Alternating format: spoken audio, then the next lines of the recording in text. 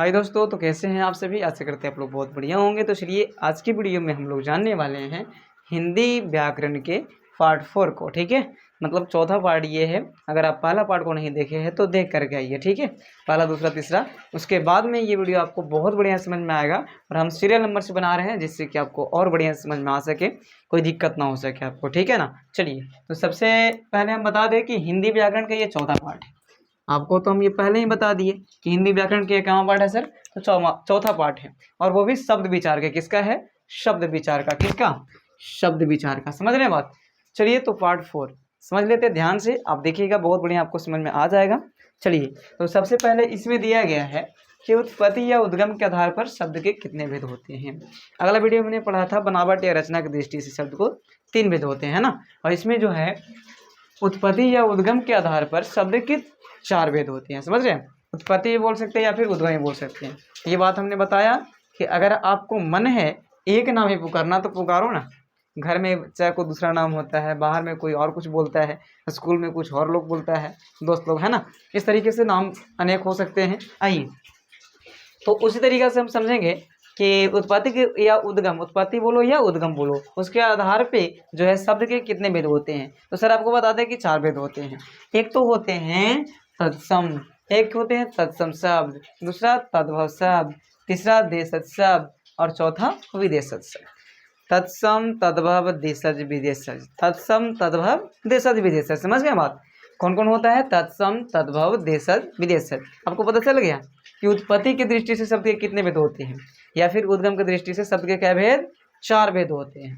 एक तो होता है तत्सम, तद्भव, देशज, विदेशज। तत्सम, तद्भव, देशज, विदेशज। समझ गए बात। चलिए, अब हम लोग सबसे पहले समझेंगे तत्सम का परिभाषा। तत्सम सर किसे कहते हैं? तत्सम शब्द, ध्यान से। तो तत्सम शब्द कहते हैं वे शब्द, देखना है, वे संस्कृत शब्द। कौन शब्द? यहाँ पास हिंदी में व्याकरण हम लोग पढ़ रहे हैं कि संस्कृत शब्द को जो है से प्रयोग होता है। देखिए ध्यान से, वे संस्कृत शब्द जिन्हें ज्यों के त्यों या ठीक, ज्यों के त्यों या ठीक वैसे ही हिंदी भाषा में प्रयोग किया जाता है। जैसे संस्कृत में प्रयोग करते हैं वैसे ही हम लोग, अगर हम लोग हिंदी में प्रयोग करेंगे, मतलब दोनों जगह हिंदी व्याकरण में भी वही चीज़ और संस्कृत व्याकरण में भी वही चीज़ अगर हम लोग प्रयोग करते हैं तो उसी को तो बोलते हैं तत्सम शब्द, है ना। देखिए, जैसे या फिर कहा है कि हिंदी में संस्कृत के मूल शब्द को, हिंदी में संस्कृत के मूल शब्द को, मैंने संस्कृत के जो शब्द है ना वही हिंदी में अगर प्रयुक्त तो होगा तो उसी को कहते हैं तत्सम शब्द। समझ में आई बात। जैसे एग्जाम्पल में देख लीजिए, ग्राम। ग्राम का हम लोग संस्कृत में भी ग्राम यूज करते हैं और हिंदी में भी करते हैं यही चीज़ को ही, ठीक ना। अच्छा, सत्य को भी यही चीज़ होता है और हिंदी में भी यही होता है। समझ रहे हैं। ऊर्जा भी वही चीज़ है, संस्कृत में भी वही प्रयुक्त करते हैं और हिंदी में भी वही। वंश को भी, अंकुश को अंकुर ही। मतलब समझ रहे हैं बात। मतलब हिंदी में भी जो चीज़ यूज करते हैं ये वर्ड के लिए, यानी ऊर्जा अगर हिंदी में ऐसे लिखाता है तो संस्कृत में भी वैसे ही लिखाएगा। बात समझ में आई अब। हाँ, सत्य भी अगर संस्कृत में ऐसे लिखाता है तो हिंदी में भी ऐसा ही लिखाएगा।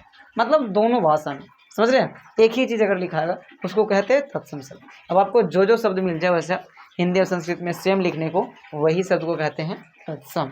क्या कहते हैं सर? तत्सम कहते हैं। आगे बढ़ते हैं। दूसरा पार्ट है तद्भव। क्या है? तद्भव। दूसरा पार्ट क्या है? तद्भव। तो तद्भव कहते हैं वैसा संस्कृत शब्द, यहाँ भी संस्कृत शब्द है, जो कुछ बदलाव की, वैसा संस्कृत जब जो कुछ बदलाव के बाद हिंदी भाषा में प्रयुक्त होता है। अगर संस्कृत शब्द है मगर अगर हम कुछ बदलाव किए तो वो हिंदी भाषा में अगर प्रयुक्त होता है, अगर व्यक्त किया जाता है तो उसको कहते हैं हम लोग तद्भव शब्द। क्या कहते हैं? यानी कि तत्सम के बिगड़े हुए रूप को बिगाड़ कर तद्भव कहते हैं। या फिर ये भी कह सकते हैं आप कि तत्सम के बिगड़े हुए रूप को, तत्सम के बिगड़े रूप को, ठीक है। तत्सम के बिगड़े रूप को क्या कहते हैं सर? तद्भव कहते हैं। क्या कहते हैं? तद्भव कहेंगे, ठीक है। तत्सम शब्द वैसा संस्कृत शब्द जो कुछ बदलाव के बाद हिंदी भाषा में प्रयुक्त होता है उसे क्या कहते हैं? तो तद्भव कहते हैं। जैसे सूरज जो है सर, है ना, तत्सम के बिगड़े हुए रूप को, सूरज जो है, समझ रहे हैं, उसको हम लोग सूर्य का प्रयोग करेंगे। सूरज के जगह पर सूर्य। ये थोड़ा सा देखिए, कुछ बदलाव हुआ है। और सूरज देखिए ऐसे लिखा हुआ है, इसमें बदलाव हो गया है। क्या हो गया है? बदलाव। तो इसको क्या कहेंगे कि ये बदलाव कुछ ना कुछ हो करके और क्या कहता है कि हिंदी भाषा में प्रयुक्त होता है। तो हिंदी भाषा में सूर्य ऐसे लिखते हैं। समझ में आ रहा है आपको? चलिए उसके बाद में आम को पढ़ते हैं आम्र। आम को आम्र पढ़ते हैं, है ना। अब देखिए यहाँ पर समझना है, आप जानते होंगे कि आम को संस्कृत में आम्रम कहा जाता है, बल्कि आम्र नहीं कहा जाता है। समझ रहे हैं? आम्रम कहते हैं। ठीक है, तो यहाँ पास आपको ये मन में नहीं आना चाहिए कि संस्कृत शब्द है ये। समझ रहे हैं बात? चलिए, तो आम जो है आम्र के रूप का होता है ना। कुछ बदलाव हुआ और आम्र हो गया। आम से क्या हो गया? आम्र हो गया। तो ये बिगड़ गया उसका रूप, है ना। आग क्या हो गया? अग्नि हो गया। क्या हो गया? अग्नि हो गया। सांप जो है सर्प हो गया। सांप क्या हो गया? सर्प, है ना। कुछ परिवर्तन करके हम लोग बोल रहे हैं ना, तो उसी को कहते हैं तत्सम शब्द। मतलब कि तत्सम के बिगड़े हुए रूप को, है नहीं। तो तत्सम कुछ सीधा सीधा वही शब्द प्रयोग हो रहा था जो शब्द था पहले, अब वही चीज। इसमें परिवर्तन कुछ बिगड़ रहा है ना, कुछ बिगाड़ के लिख रहे हैं ना, तब बिगाड़ना ही कहलाता है तद्भव। हम बिगाड़ दिए और फिर वही चीज लाएं तो उसको कहते हैं तद्भव। हाँ, जैसे मान लिया जाए लोटा है, लोटा को हम पचका दिए थोड़ा सा, तब वो लोटे नहीं ना कहलाएगा, लोटे ना कहेगा सर। तो यही चीज है, समझ गए? चलिए, तो तद्भव शब्द समझ गए कि बिगड़े हुए रूप को मैंने बिगाड़ देना है, थोड़ा सा बिगड़ेगा और वही शब्द आ जाएगा फिर। ठीक है, चलिए, तो सूरज को ही सूरज पढ़ते हैं। और हम लोग सूरज बोलो या सूरज बोलो, सूरज एक आदमी का नाम है, लेकिन सूरज जो है आप देख रहे होंगे जो पूरा दुनिया को रोशनी देने का काम करता है। ठीक है, चलिए, आम, आम मतलब आम्र, है ना। चलिए देखिए ध्यान से आगे। अब देशज क्या पढ़ते हैं? देशज। वही देश, हमारे देश के बोलचाल की भाषा जो है उसको कहते हैं देशज। आइए समझते हैं। देखिए, अपने ही देश की बोलचाल से आए, अपने ही देश के बोलचाल से आए शब्द को देशज कहते हैं। माने अपने देश में जो जो हम लोग शब्द को उत्पत्ति किए हैं, करवाए हैं, उसी को तो कहते हैं देशज शब्द। आइए, जैसे हम लोग को दिया गया है, क्या दिया गया है सर? तो जूता, जूता हम लोग ही बोलते हैं, ये हम लोग उत्पन्न किए हैं कि ये जूता है। समझ रहे हैं? कौन जूता है? देखिएगा आपको बगल में, देखिए यहाँ जूता है, आपको दिखाएंगे नहीं, जूता है। डिटेल बोल रहा था तब ना जनाब, दिखाते हैं, अफसोस। चलिए क्या कीजिएगा, है ना। चलिए आइए देखिए ध्यान से, कोई बात नहीं। आइए, तो कहते हैं देश की बोलचाल की भाषा, मतलब कि देश में जो हम लोग बोल रहे हैं, देश की बोलचाल की जो भाषा है, तो उसको जो उत्पन्न होता है, हम लोग जो बोल रहे हैं, देखिए देखिए ध्यान से, अपने ही देश की बोलचाल से आए या उत्पन्न शब्द को, है ना। अपने देश की बोलचाल की भाषा है कि नहीं जूता, हम लोग जूता नहीं बोलते हैं, बोलते हैं। ये चीज को कहते हैं देशज। क्या कहते हैं? आगे, खिचड़ी, खिचड़ी का हम लोग बोलते हैं, ये अपन देश में उत्पन्न हुआ है कि नहीं। पगली, पगड़ी, पगड़ी क्या, पगड़ी भी तो हम नहीं बोलते हैं, है ना। पगड़ी क्या बोलते हैं? पगड़ी, पगड़ी जो सर का ताज, समझ रहे हैं? हाँ, बेटी के विवाह के टाइम में ये पगड़ी का यूज किया जाता है खास तौर पे, है ना। देखिएगा, आइए समधि मिलन के टाइम में, समझ रहे हैं ना। चलिए, और लोटा, लोटा के बारे में आप भी जानते हैं, है ना, जिससे हम लोग पानी पीते हैं, है ना। चलिए देखिए ध्यान से, विदेशज शब्द, कौन शब्द? विदेशज शब्द। विदेशी भाषाओं से हिंदी भाषा में आए शब्द को विदेशज शब्द कहते हैं।